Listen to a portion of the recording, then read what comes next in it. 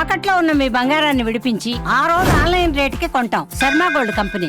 ఓం శ్రీ మహాగణాధిపతయే నమో నమః. ప్రధానంగా ఈ యుగాది నుండి ఏ నక్షత్రం వారికి ఏ ప్రభావం ఏ రకంగా ఉండబోతుంది అనేటువంటి విషయంలో రోహిణి 1, 2, 3, 4 పాదాలలో జన్మించినటువంటి పురుషులు ఎవరైతే ఉన్నారో వారు నిజంగా రోహిణి నక్షత్రంలో జన్మించినటువంటి పురుషుల యొక్క మనస్తత్వాన్ని తెలుసుకోవడం అనేటువంటిది అంత తేలికైన విషయం కాదు.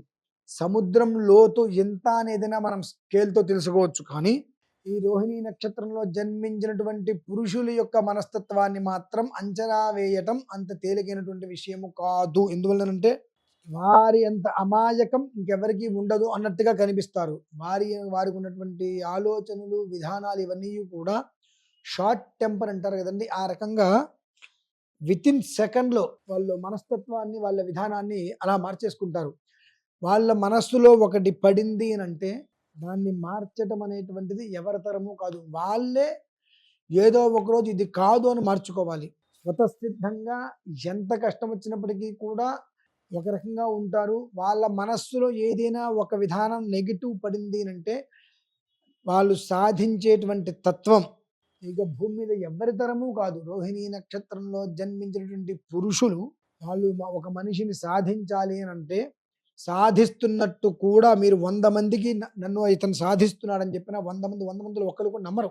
వాళ్ళ యొక్క విధానము, వాళ్ళ యొక్క తత్వము, వాళ్ళ మాట, వాళ్ళ పరిస్థితిని చూస్తే ఇంత అమాయకంగా ఉన్నాడు, ఇతను ఈ రకంగా చేసేది ఏంటి అనేటువంటి ఒక స్థితి అనేటువంటి చాలా ఉంటుంది. కాబట్టి ఈ రోహిణి నక్షత్రంలో ఎందుకు ఈ మాట చెబుతున్నానంటే ఇప్పుడు రోహిణికి కూడా రోహిణి నక్షత్రానికి రాజుగా ఉండేటువంటి నక్షత్రానికి కూడా బద్ధ శత్రుత్వం ఉంది. కాబట్టి దాని యొక్క ప్రభావం ఇంకా పడి నానా రకాలుగా కూడా ఇబ్బందులు పడటము, ఇంత ఇబ్బందులు పెట్టేటువంటి పరిస్థితులు చాలా ఎక్కువగా ఉన్నాయి. కాబట్టి ప్రతి పని ఎందుకు కూడా క్షణం కష్టము, కానీ ఆలోచించి నిర్ణయం తీసుకోవటం అనేటువంటిది పురుషులకి చాలా మంచిది. అలాగే స్త్రీలు రోహిణి 1, 2, 3, 4 పాదాలలో జన్మించినటువంటి స్త్రీలు వాళ్ళు చాలా అంటే చాలా స్వార్థానికి మూలంగా నిలబడతారు. వీరి దగ్గర ఉన్నటువంటి గొప్ప లక్షణం ఏమిటి అని అంటే, నేను పట్టుకున్న కుందేలుకి 3 కాళ్ళు అని అంటే అవసరమైతే ఇంకో కాళ్ళు వెరక్కొట్టడానికి కూడా సిద్ధపడతారు.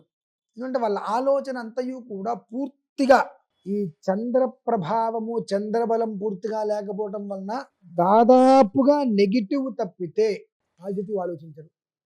నమ్మకం, మంచిని ఏమాత్రము నమ్మే పరిస్థితి కాదు. ఎప్పటికో కానీ నమ్మకం అనేటువంటిది రాదు. ఎంతసేపటికి కూడా తను ఈ వ్యక్తి మంచి అనుకుంటే వాడు ఎటువంటి పని చేసినప్పటికీ కూడా అతను మంచే. ఈ మనిషి మంచి కాదు చెడు అనుకుంటే ఎలా ఉన్నా చెడు.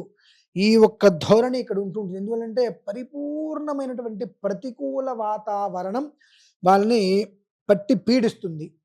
ఈ ఒక్క ప్రభావం అనేటువంటిది వాళ్ళు స్వయంకృతాపరాధంగా ఎక్కడో ఉండేటువంటివన్నీ కూడా మూలకి తెచ్చుకొని నెత్తి మీద పెట్టుకొని అనర్థానికి కారణమవుతున్నారు. కాబట్టి సాధ్యమైనంత వరకు నెగిటివ్ అనేటువంటి విషయాన్ని పక్కన పెట్టడం అనేటువంటిది అసంభవం, కానీ పెట్టగలిగితే మీకంటూ ఒక మంచి జీవితం రావడానికి అవకాశం ఉంది. ఇప్పుడు ఈ వచ్చేటువంటి మంచి జీవితాన్ని స్వయంకృతాపరాధంతో నెగిటివ్ ఆలోచనలతో దూరం చేసుకుని అనవసరంగా అపనిందలు పాలయ్యి అభాసు పాలయ్యేటువంటి స్థితిని మీరు తెచ్చుకోవద్దు.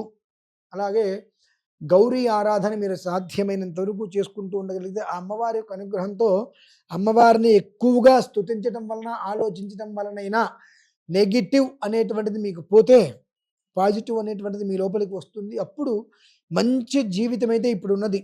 దాన్ని అందుకోవటమా అందుకోకపోవటమా అనేటువంటి విషయం మీ యొక్క విజ్ఞతగా నేను వదిలేయాలి. ఎందుకంటే అంత పరిస్థితి అయితే చంద్ర ప్రభావం చాలా ఎక్కువగా ఉన్నది.